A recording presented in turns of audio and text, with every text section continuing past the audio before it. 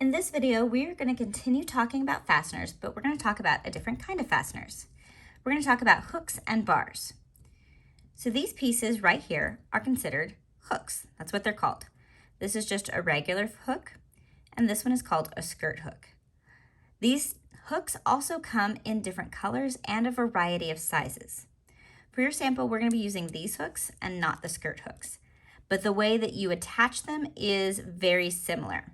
I will talk about the differences when we actually get into sewing this one. This one requires one additional step to this one. And these pieces right here, the ones that are long, these are called bars. They are also sewn similarly, but this is a skirt bar and this is just a regular bar. So these two pieces go together and these two pieces go together.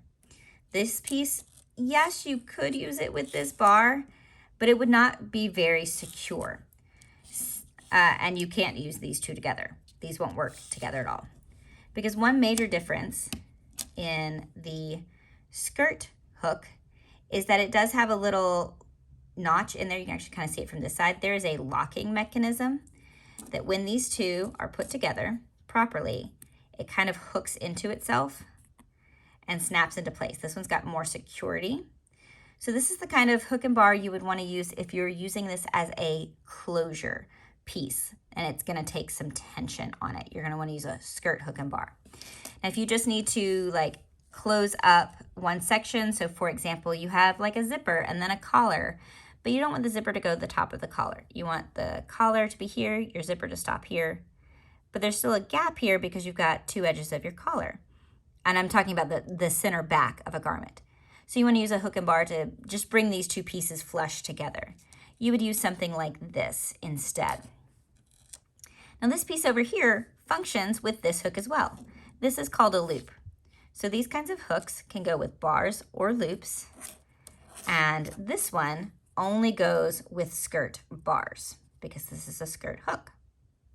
All right, so I'm going to set this one aside because we're not working on sewing these. They do sew similarly enough to these that you don't have to do these for your sample as well. I'm going to set that aside. For my sample, I've folded my fabric in half, just like I've done with many of my samples, because we're more than likely going to be sewing through 2 layers of fabric. So we're going to start with the hook, because what I want to happen is once you sew all of your pieces together, you're going to be able to fold one end over and hook it into both of these, okay? So we want to start with our hook first so we get that placed in the right spot. So you want to put the hook end closer to the folded edge and the little loops towards the main side. Now for hooks and bars, usually, unlike buttons, you don't want to go all the way through, you're not stitching up and down. You do more of a scoop. If you can't do that with the hook, that's fine, but we don't really want to see the stitches from this side because normally hooks and bars are on the inside of the garment and you really don't want to see where they came from. So what we want to do is we want to start where our hook is going to begin. So I'm going to set my hook aside actually. You would have a placement mark on your actual garment. You don't have to do that for your sample. So I'm just going to take one itty bitty tiny stitch right here to start. I've already knotted my fabric, so that's where I'm going to start. And because my knot is on the same side, on the same side that my hook and bar is going to be, I'm going to go ahead and trim down these threads right now because we don't want them in the way. Okay. Now what you want to do with a hook and with the bars and loops is we want to sew in what's kind of called a crown method is what I've usually heard it, or sunburst. We're going to take stitches that go around this loop. I'm going to start on one side. Get my hook in the right position. And that's the trickiest part, is getting started and getting this to hold into place. So I'm actually going to turn this around so that I can hold my hook with my left hand while I sew with my right. So I'm going to take a small scooping stitch from the outside to the inside, where my needle is coming through the inside of this hole.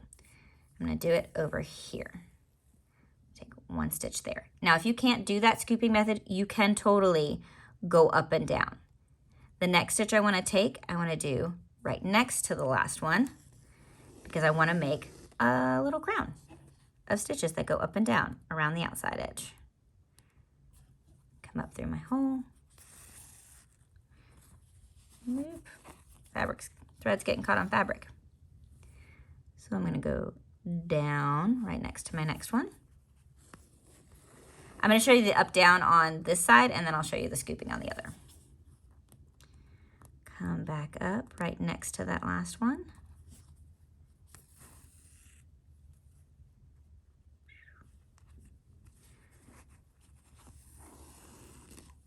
Oop. Sometimes double threads really want to catch on themselves. Now you can see I've got it started. See how the stitches are going around this loop? They're not just in one section right here. We're going all the way around the loop because that's going to make this far more secure.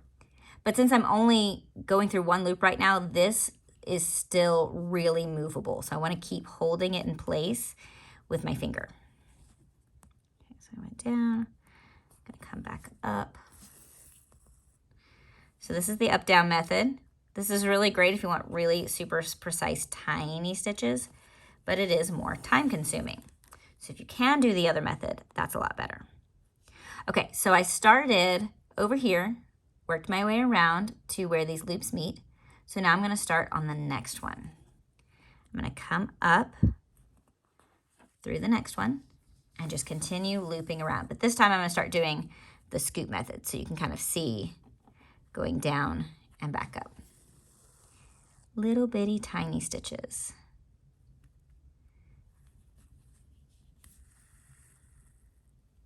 Just like that. And actually, this next stitch is going to cross itself just because of where my thread was on that side of my needle, but it's fine.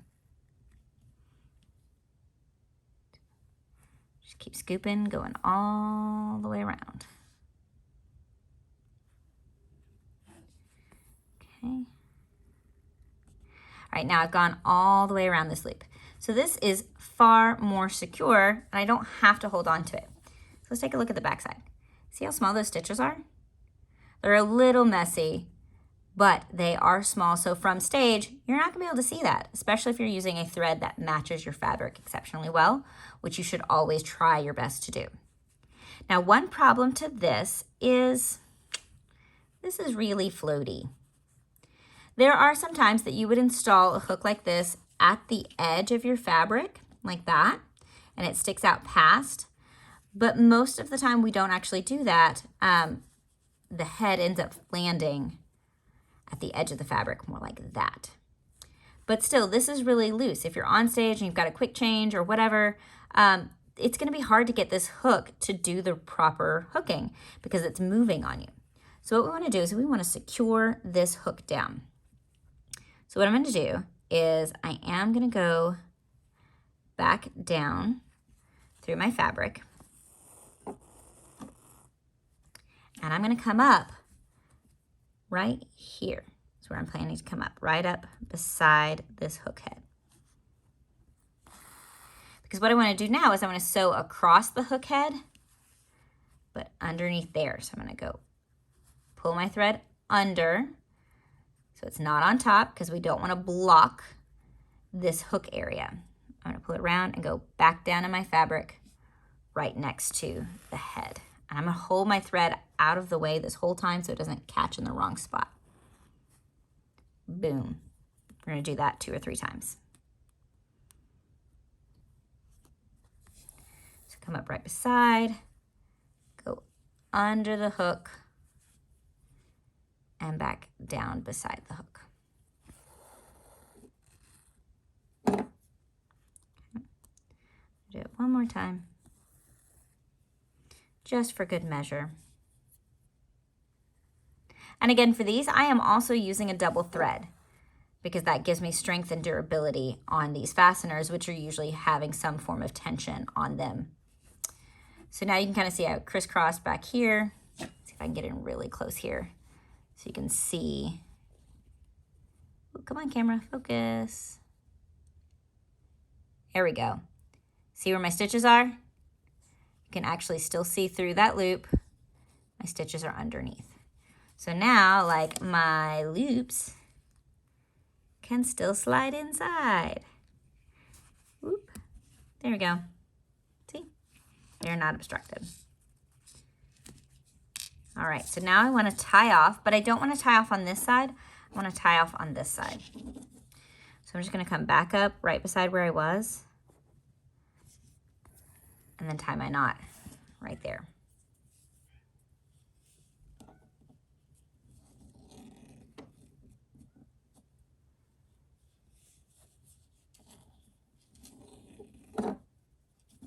Oop, I'm catching these fraying edges. All right, and again, because this knot is by the fastener, I want to trim my threads really close. Just be careful that you don't cut through your knot. Okay, so now I want to get started on the next section. So I've got enough thread here, I can do another one. Tie a knot. So now what I want to do is I want to install the loop and the bar. I'm going to start with the loop, but I want to make sure that these do hook together. So if I fold this over like this, that is the direction. Let me get in here where you can see. That is the direction my bar is going. So that means I need my loop to go this direction, okay? Because this way it will hook on itself, okay? Seems a little counterintuitive. If you're doing two pieces that lap up against each other, then it looks like this. But because we're folding this over, we need our loop to go this direction, okay? I want to do exactly the same thing as this, but we're going to omit the step where we go under the loop because we don't want to stitch down right here because then the hook can't catch into the loop. We're just going to do the crown stitches around the attachment loops. Okay, I'm going to do the same thing I did before. I'm going to start with my knot on the same side of the fabric that the loop is going on. Trim my threads past my knot really small. Oh, I forgot to mention. Oh, where did it go? My skirt hook. Here it is. So on the skirt hook, you would do the same method. You would kind of crown around these loops, but you don't have to go underneath the hook like here. This is so long and large that you don't need to do that. So that's the main difference between these two. Okay, sorry, back to our regular loop. All right, now if you'll notice, there is a tiny gap right here, and thread can very easily pass through it. So when I get started, I want to make sure that I'm very careful that I don't so close to this edge that my thread comes through. And this opposite edge looks like, yeah, it's a lot closer. There's not a gap there. So I'm actually going to start with that side so that I have a good successful start. So again, because this is overlapping, the loop needs to be facing the hook.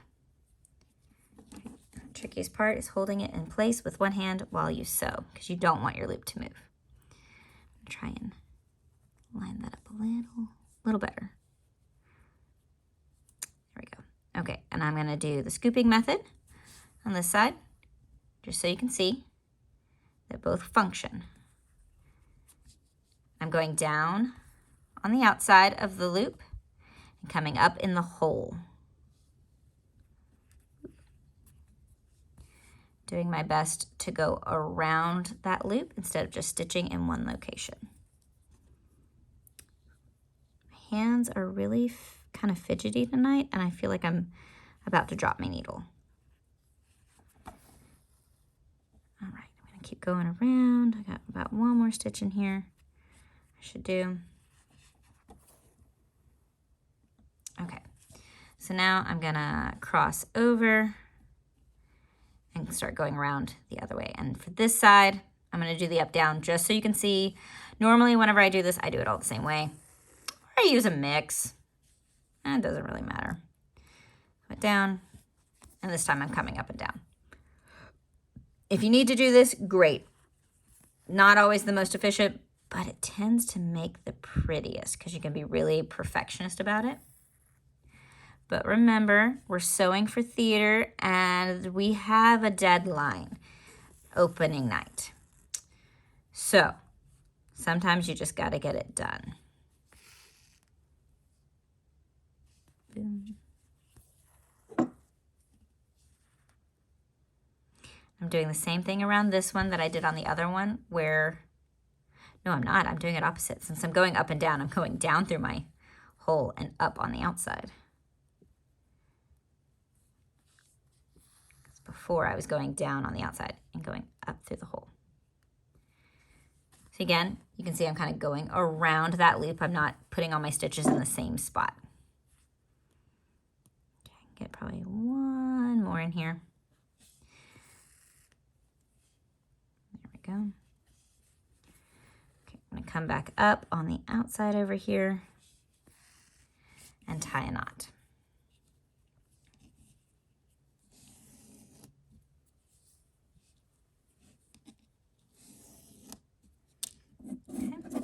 I did not stitch over the loop because we want the hook to catch it.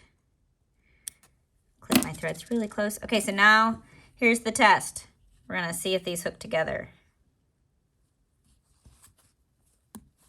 Boop, they do. Look at that. That's what we want. Okay, easy peasy. Last one, super easy. Repeat the same process, but it's a bar. So since this is going over, you want the bar to be going this direction compared to your hook, which is going this direction. There's a word for that, and I can't think of it right now.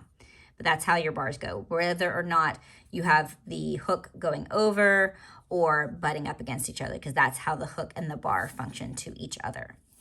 You can't hook them together if they're going the same direction. You have to go opposite each other. I'm gonna put this over here because again, I want space that I can go around it. And you know what?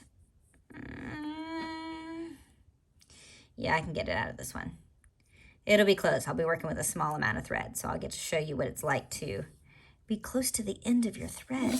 Go trim my knot down.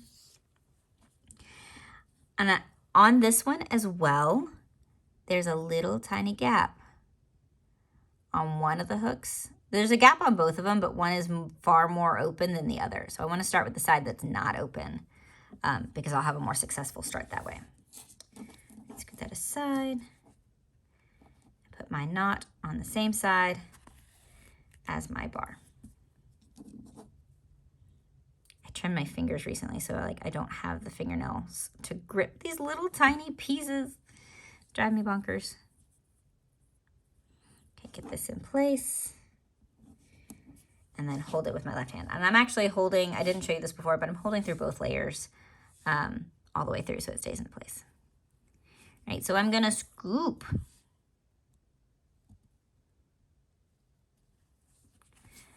And again, we're just doing the crown all the way around. Crown, around, let's go around. Okay, no, never mind. That was dumb. Sorry, y'all. Getting loopy.